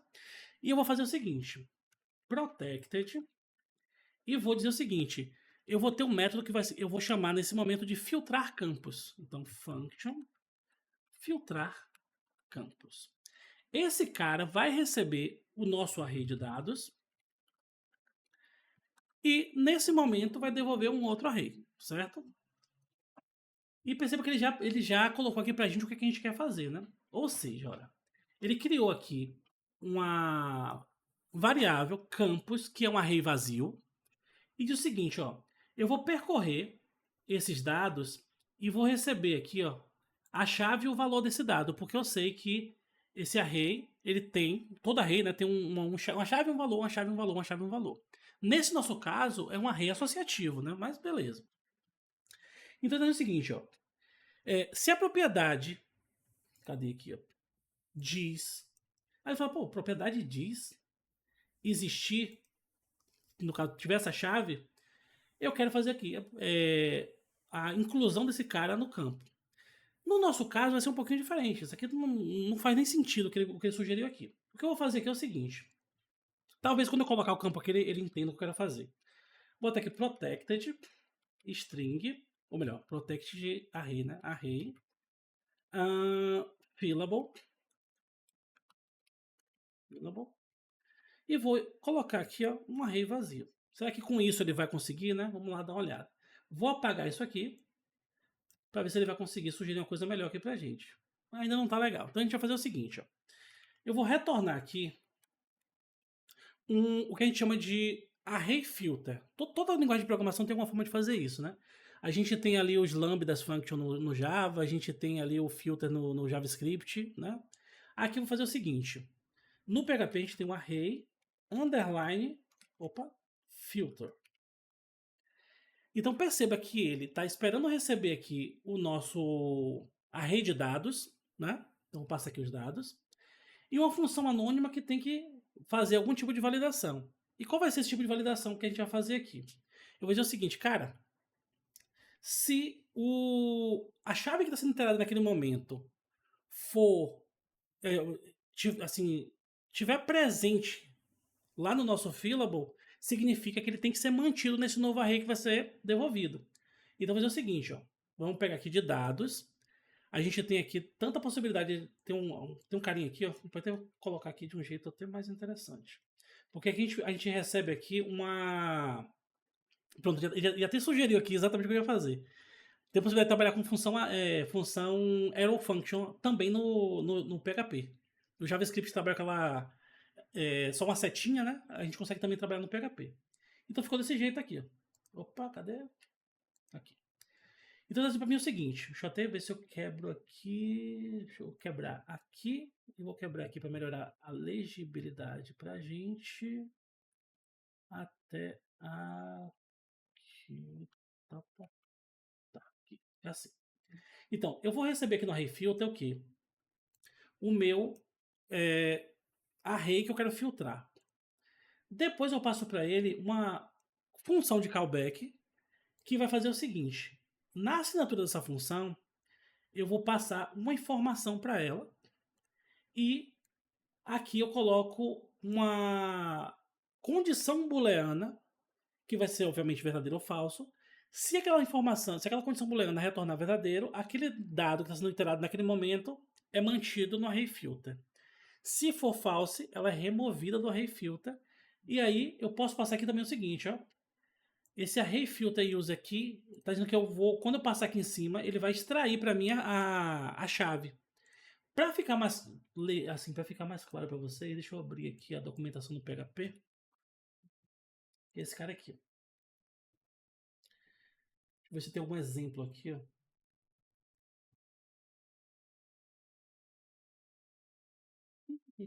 Aqui. Perceba que ele criou uma função aqui, que não é uma função anônima, né? É uma função nomeada chamada ímpar e uma outra função nomeada chamada par. Essa função aqui recebe um valor, vou dar um zoom maior aqui, recebe um valor e ele retorna se existe o valor, né? E se o valor é ímpar. Aqui ele retorna se não é ímpar, né? Que no caso vai ser par. E aqui embaixo ele diz o seguinte, ó, eu tenho um array 1, que tem aqui ó, chave, valor, tal. E ele diz o seguinte, cara, imprime para mim o resultado desse array filter. O array filter, se a gente vir aqui em cima, ó, Ele diz pra gente o quê? Que ele recebe um array, uma função de callback e um modo. Esse modo, inclusive, a gente passa se a gente quiser, não é necessário passar esse modo aqui. Só que ele vai retornar pra gente um novo array, que é o array que vai ser resultado dessa filtragem. Né? Então, aqui embaixo, quando a gente vem aqui, ó, esse printr, ele tem a capacidade de imprimir um array. Então, por aqui a gente já sabe que esse array filter vai retornar pra gente um array. Então, passei aqui o array e passei o nome da função que ele vai invocar aqui. Então, essa função vai fazer o quê? Eu vou receber o valor aqui, não a chave, nesse caso, um valor, porque no meu caso eu recebi a chave porque eu coloquei aquela constante lá no final. Nesse caso aqui, ele vai receber o valor e vai passar como parâmetro para essa função aqui. Então, ele vai vir aqui e jogar aqui em cima. E vai fazer essa validação para ver se é ímpar. Se for ímpar, nesse exemplo, cadê que eu acabei perdendo aqui, vai ser mantido no array. E aí ele devolve para o printr. Se não for ímpar, ele simplesmente ignora. A mesma coisa ele faz aqui com os valores pares, beleza?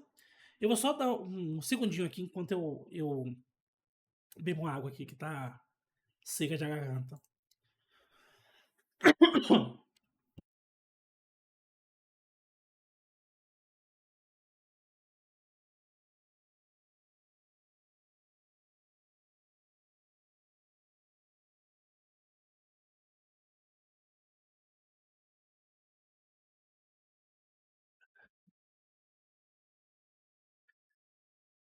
Voltando. Então, beleza. Consegui entender aqui a lógica do array filter? É a mesma coisa que a gente faz no JavaScript, no Java. É a mesma coisa. Teria outra forma de fazer? Teria. Eu poderia fazer diretamente iterando sobre o array e identificando as chaves. Só que isso aqui é uma forma mais, vamos dizer assim, mais simplificada de fazer. Se vocês acharem a outra forma, por exemplo, poderia vir aqui e dizer o seguinte, cara, eu quero fazer um for each em fillable, aqui, e verificar aqui, ó, se esse cara aqui, ó, dado campo, foi definido lá no fillable. Ou seja, eu estou pegando aqui, ó, cadê aqui? Não, esse jeito aqui não é legal não, peraí, isso aqui não tá legal não. Vamos pegar aqui os dados mesmo, dados, dado. Na verdade é key e dado. Eu até sugeri que modificasse dado para valor, né? Mas beleza. E eu posso fazer o seguinte aqui agora, ó. Se array key exists, ou seja, se essa key que eu estou iterando agora existir lá no fillable, eu pego aqui o meu campus, que não está definido aqui, eu teria que colocar aqui fora um campus recebe isso aqui. E aí eu coloco campo com essa chave aqui, velho. Se não existir, ele simplesmente ignora. Então talvez para vocês isso aqui fique mais entendível. E aí, para vocês, qual é que tá mais claro aqui? A forma de cima ou a forma de baixo? Ambos fazem a mesma coisa. Me digam aí.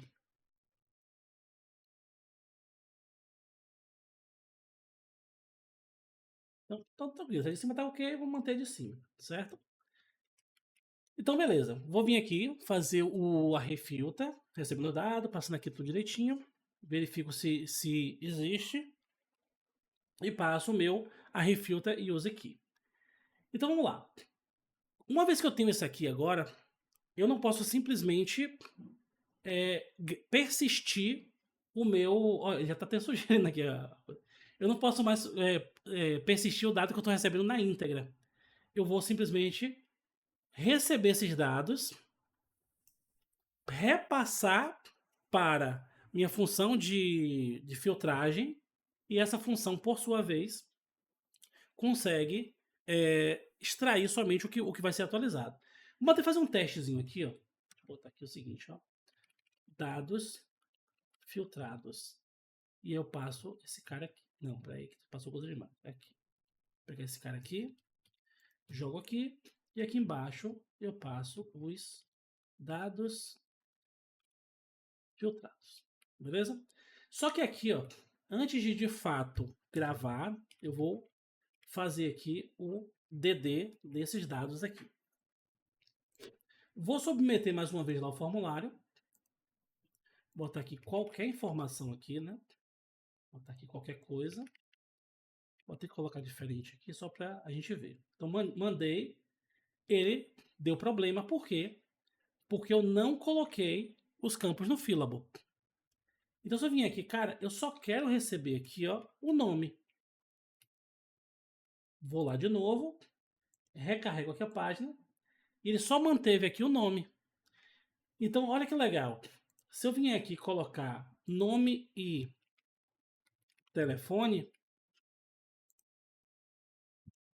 ele permite agora que eu grave essas duas informações. O que é que eu vou fazer aqui agora? Vou... cadê? Vou tirar esse DD daqui.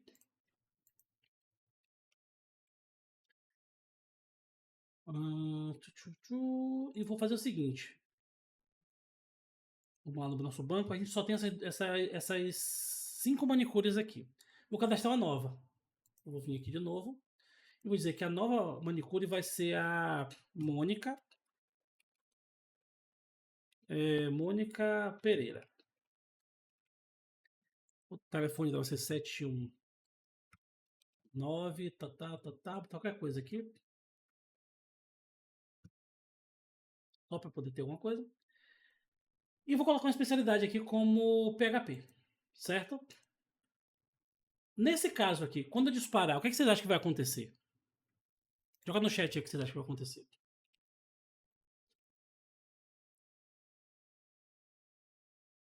Ele não vai gravar, vai fazer o quê?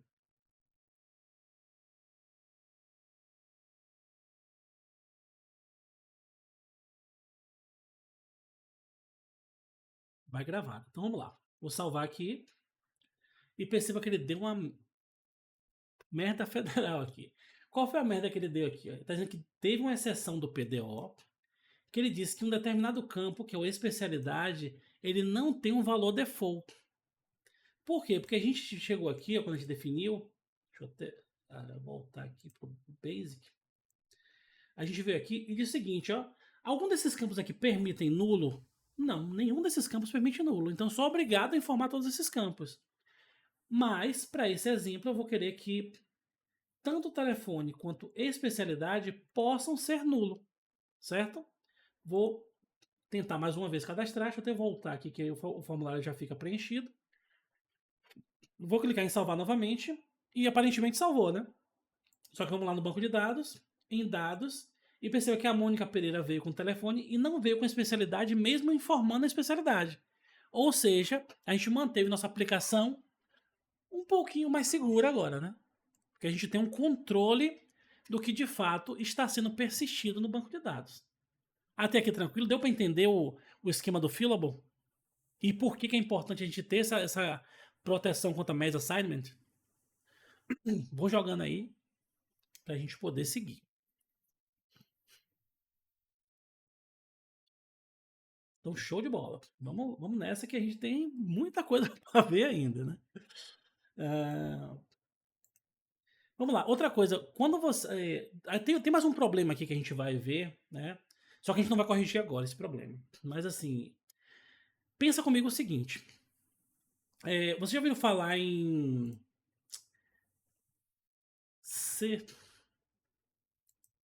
CSRF, que é o Cross Site Request Forgery? E aí?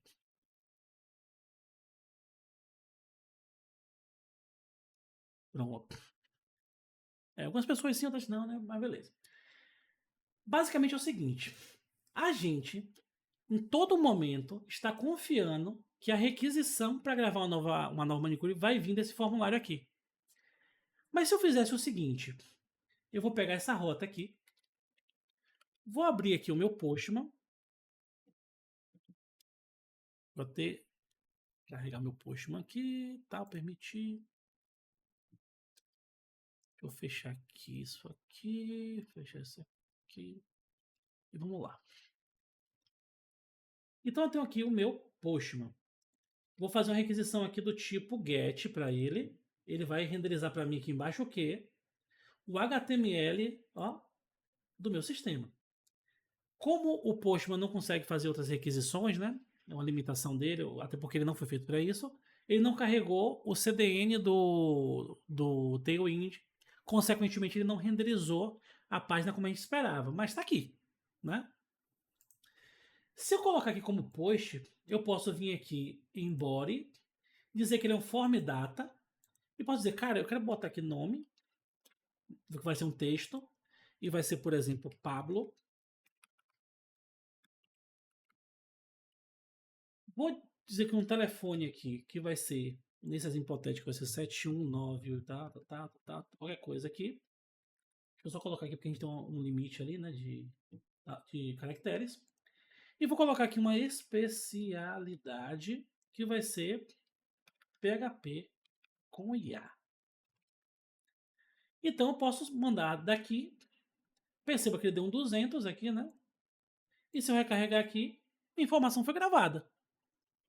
Então nada garante para mim que o fruto da requisição, né, a origem da requisição vai vir no meu formulário.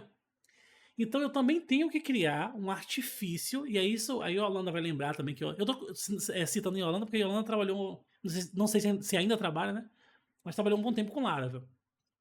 Algumas outras pessoas aqui também, né, mas lembrei mais da Yolanda ali. Que é uma espécie de. É como se fosse uma annotation, mas não é uma annotation, porque ela fica ali no coisa, fica na navio, né? Mas é uma diretivazinha que a gente coloca para dizer pro cara, velho, trabalha com o padrão CSRF. E por padrão, o Laravel, ele já ativa isso pra gente, já traz isso ativo pra gente. Então a gente não consegue submeter um formulário se não for, obviamente que é possível trabalhar com API e com MVC, né? Com Vue e tudo mais. Mas se a gente estiver no modo MVC, né, no modo full stack do Laravel, ele não permite que eu submeta um formulário se eu não colocar esse CSRF, porque é uma forma de proteção. Agora, tem gente que não entende, não sabe o que é, acha chato, vai nas configurações do Laravel e desativa isso. Na verdade, você está aumentando o risco de sua aplicação, porque você desativou algo que estava ali, já veio por padrão para te proteger contra esse tipo de ataque, beleza? Então vamos lá. Então tem esse cara, é um outro problema, porque pensa o seguinte também. A gente tem um outro problema aqui, que é o seguinte. Pensa que agora eu quero deletar um registro. Então a gente não tinha essa possibilidade, né? Vamos colocar aqui agora para deletar. Vou vir aqui no meu arquivo de index, né? Que é a listagem das minhas manicures. Deixa eu até fechar aqui para ganhar um pouquinho de espaço. E a gente tem aqui, ó, pessoal, esse cara aqui. Então do lado dele, eu vou colocar aqui também um excluir. Percebeu que ele colocou o símbolozinho de delete, já mudou aqui para red, né, para ficar vermelho ali o botão. E por enquanto ele está mandando aqui para o mesmo form. Então ele até sugeriu que ficasse excluir.html, mas não é o nosso padrão trabalhar com .html. Mas eu vou deixar aqui só para a gente ver como é que está lá no navegador. Então vou voltar aqui na listagem e perceba que ele já colocou aqui, ó, editar e excluir. Vamos fazer algumas correções visuais, só para não ficar esse negócio grandão aqui, todo um embaixo do outro e tal. A gente pode fazer o seguinte. Eu vou vir aqui. Cadê? Eu vou colocar, envolvendo esses dois aqui, um div.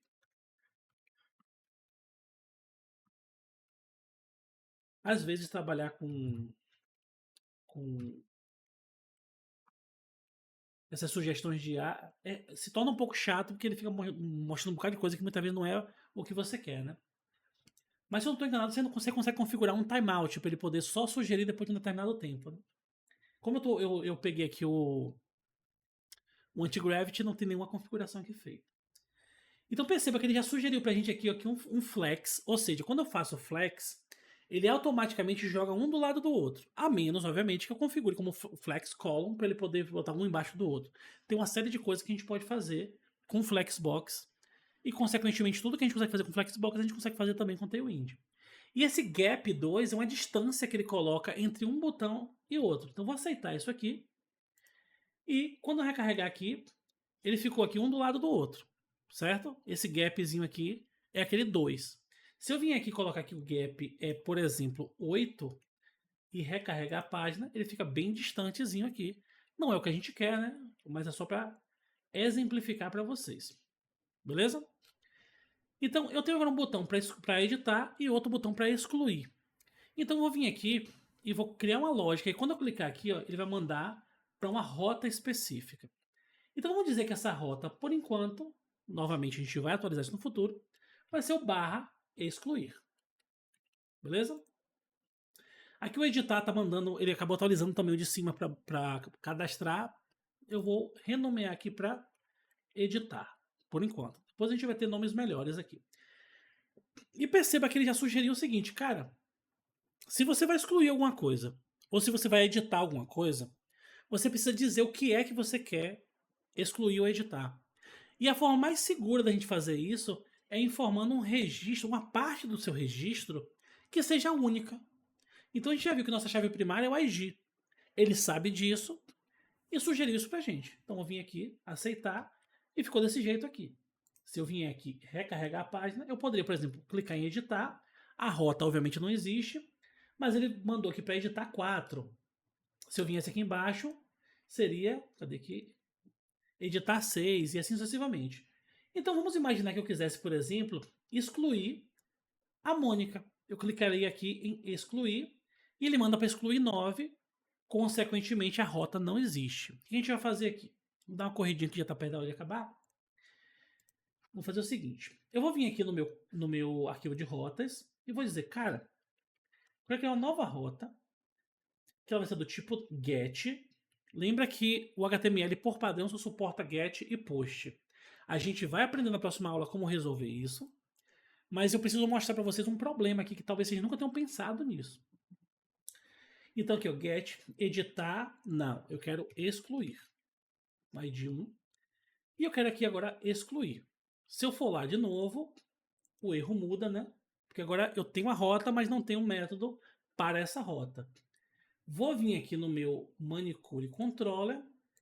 Quando der um enter aqui, provavelmente ele vai sugerir alguma coisa para mim aqui. Ele está aqui exibir, não é isso que eu quero excluir. Então, public function, excluir, beleza. Estou recebendo aqui a requisição, show. O response interface para ser devolvido, tá tudo belezinha. É isso que eu quero. Aí tá dizendo para mim o seguinte aqui, Paulo. Você tem aqui, ó, no parâmetro URL, você consegue pegar aqui, ó, o ID. Vamos ver se de fato tá vindo esse ID. Vou dar aqui um DD em ID, só para a gente ver se de fato tá chegando aqui. E vou recarregar. Então, ID 9, chegou. Beleza. Então, uma parte pelo menos tá funcionando. Vou vir aqui, excluir esse cara, vou voltar aqui. E ele disse que o meu model manicure precisa ter um método excluir. Não é que precisa, mas ele sugeriu que fosse excluir. Como a gente já viu, eu poderia fazer aqui, mas eu posso deixar ele mais genérico lá para poder utilizar em outros modelos. Então eu vou vir aqui no meu Basic Model e dizer o seguinte, cara, já que eu tenho o gravar, vamos ter também aqui, ó, o excluir. Esse excluir vai receber o quê? Um ID. Vou botar aqui um void. E vamos colocar uma lógica aqui dentro. O que ele está fazendo? Diz connection delete, passando a tabela que a gente definiu lá em cima e dizendo que o ID que vai ser utilizado está vindo na propriedade ID. Né? Então, beleza. Depois a gente vai melhorar isso aqui, mas como a gente está correndo aqui, eu quero só mostrar para vocês aqui um problema. Então, show de bola. Esse cara já está feito. Perceba que a gente não fez os redirects, a gente vai resolver isso na aula de amanhã, mas ele está novamente fazendo só o render da página. Tranquilo, beleza. Então eu vou vir aqui, eu posso até fazer até diferente nesse aqui, ó. Eu vou dizer o seguinte, não, deixa assim mesmo, só pra gente ganhar tempo. Então, vou vir aqui, ó, vou voltar lá, e vou excluir a Mônica, né? Cliquei em excluir, ele veio para aqui. A gente está recebendo esse problema porque a gente está renderizando a view na rota de excluir. A gente tem que fazer um redirect, mas a gente já viu isso aqui, né? Então a gente vai abstrair isso por enquanto. Vou voltar aqui na home e eu não tenho mais lá a manicure, né? Vou até excluir o Pablo também aqui só pra gente ver. Vamos voltar aqui, atualizar. Eu também não tenho o Pablo. Show de bola. Só que o que acontece? A gente viu que qualquer pessoa poderia acessar, excluir 4, obviamente estando logado no sistema, e excluir a Tiffany. Aí vem a questão, você fala, pô, mas quem é que vai fazer isso, visto que quando o sistema estiver pronto, ele tem que estar autenticado para fazer isso. Aí vem outra forma de segurança que a gente tem que ter. Eu vou vir aqui, ó, e vou copiar o endereço do link. O endereço é esse daqui. Não vou acessar ele, certo? Não vou acessar. Se eu vim aqui e recarregar a página, perceba que a Tiffany ainda está aqui. O que é que eu vou fazer? Eu vou vir aqui, ó, no meu anti-gravity e vou dizer o seguinte, deixa eu até fechar tudo aqui. Vou criar aqui um novo arquivo HTML, index.html.